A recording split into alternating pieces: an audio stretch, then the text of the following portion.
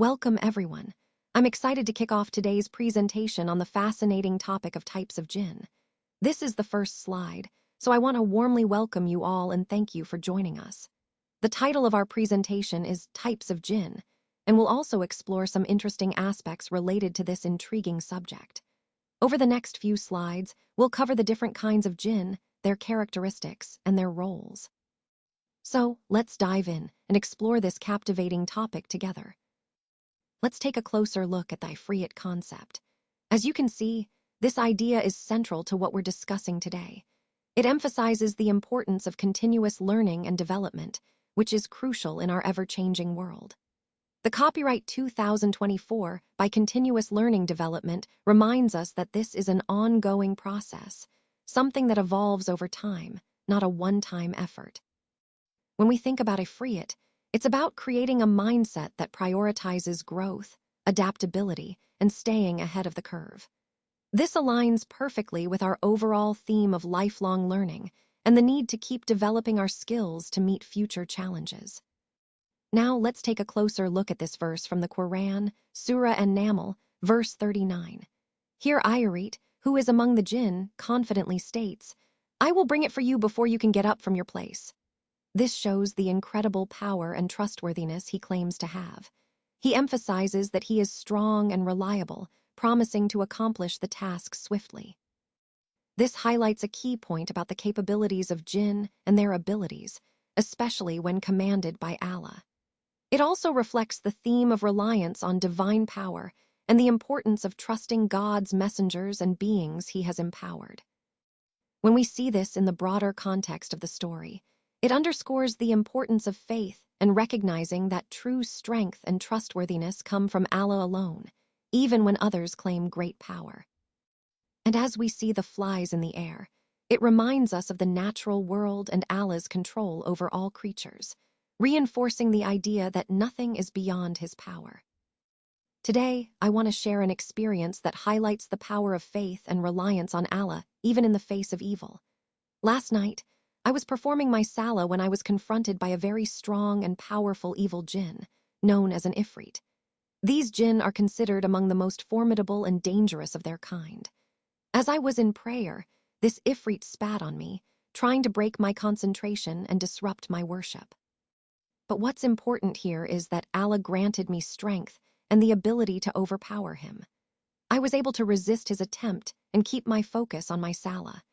I even thought about tying him to one of the columns in the masjid so that everyone could see him in the morning, demonstrating the reality of such evil forces. However, then I remembered the prayer of my brother Suleiman, peace be upon him. Allah granted Suleiman great authority over the jinn, and this reminded me that trust in Allah's power is always the best course. It's a lesson for us all.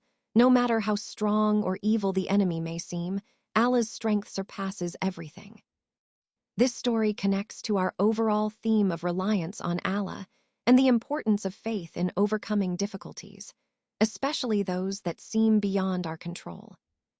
Let's take a moment to reflect on the dua of Suleiman, as he begins by addressing Allah as "O my Lord," which shows humility and a deep sense of reliance on him. Then he asks for forgiveness, highlighting the importance of seeking Allah's mercy and cleansing oneself from errors.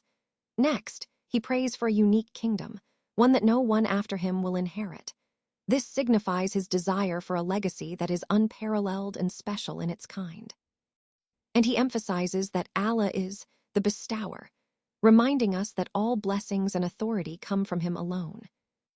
This dua connects perfectly to our overall theme of reliance on Allah and humility in seeking his favor. It teaches us that even prophets, despite their high status, turn to Allah with sincere supplication, trusting in his mercy and generosity. It also underscores the importance of asking for what truly benefits us, including forgiveness and a meaningful legacy. On this slide, we see an important example from the protection practices in salah, or prayer. Uthman B. Abu Alaz narrates that he once approached the Prophet Muhammad, letter FDFA, and shared a common challenge many of us face. He said that Satan, or the devil, intervenes between him and his prayer, as well as his recitation of the Quran. This interference causes confusion and distraction, making it difficult to concentrate. The prophet letter FDFA responded by identifying this as the work of a specific devil known as Kinzab. This highlights that not all distractions are random. Some are caused by specific enemies of our spiritual focus. The prophet then advised that when we notice such effects, when Satan tries to distract us, we should seek refuge with Allah. He also recommended spitting 3 times to the left as a practical step to dispel these whispers and distractions. Uthman followed this advice, and he says that Allah removed that distraction from him. This story emphasizes a key point. When facing spiritual or mental disruptions during prayer, turning to Allah for protection and performing this simple, yet powerful act can help us regain focus and tranquility. It connects to the overall theme of safeguarding our connection with Allah and maintaining sincerity in our worship. Remember, these small acts of seeking refuge and spiritual protection are part of strengthening our prayer and our faith. Controlling jinn is a fascinating topic. Prophet Muhammad, peace be upon him, was able to exercise control over the jinn, but interestingly, he chose not to do so completely. Instead, he would sometimes tie up the jinn, which shows a level of control but also respect for their nature. However, he refrained from fully controlling them because of the special dua of Prophet Suleiman, peace be upon him. Prophet Suleiman, was granted a unique kingdom, something that was never given to anyone else before or after. This kingdom included dominion over the jinn, which was a divine gift. Tying up the jinn, in the case of the Prophet Muhammad, Piba, would be comparable to the immense and divine kingdom given to Suleiman, that's why the Prophet Piba chose restraint and did not seek to control them completely.